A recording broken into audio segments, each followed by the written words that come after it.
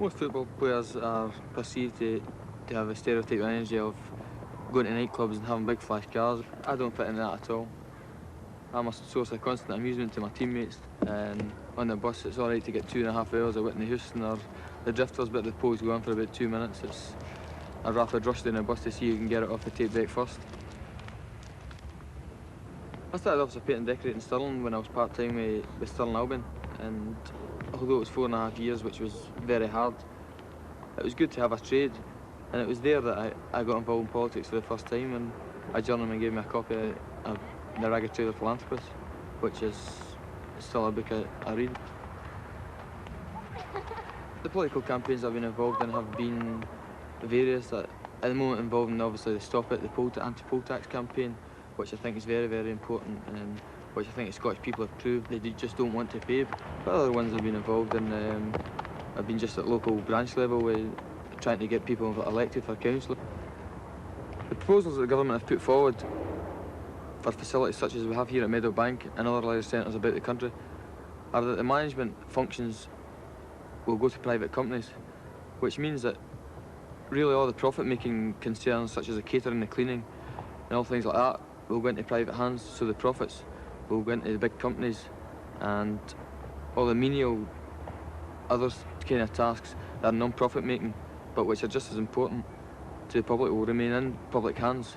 So therefore all the benefits will go to the big companies. I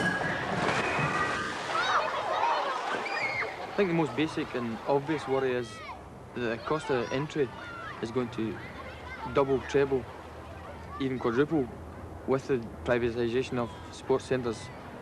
And I think that's a very, very big worry for parents who have got young children who enjoy sports at the moment. How are you going to explain to them that they can't go because the prices have went up?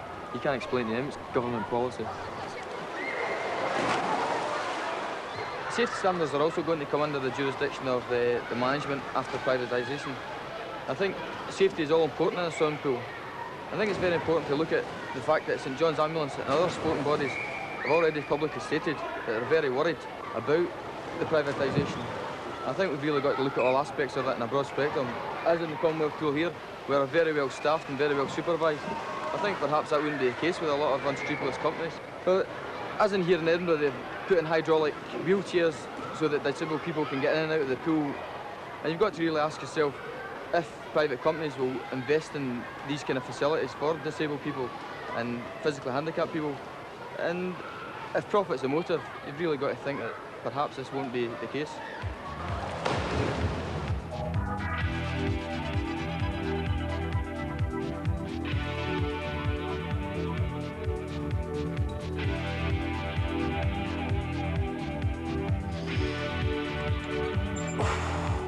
Rooms like this are very important for facilities such as the Commonwealth Pool.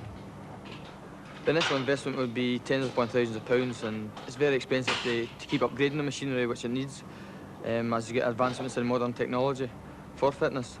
And I think it would be a shame if the ratepayers who have paid out to fit out a room like this would have to eventually pay higher prices to come here, and also the profits from it would go into a private company under privatisation. See, just give it back as in a wall pass. We'll go right round the circle. Try to use 2 feet. Here we are. Right. I've coached a women's football group on a few occasions, and they enjoy their sport. There's now leagues in Scotland for women's football, and they're trying to encourage more participation. But it's going to be hard if the cost of public football parks and public venues are going to go up. It's hard enough to encourage women to play football. But it's not just football, it's every other sport as well, and I think it's important that we get them to participate in as many sports as they can, with the advancement and more leisure time and more leisure hours for everybody.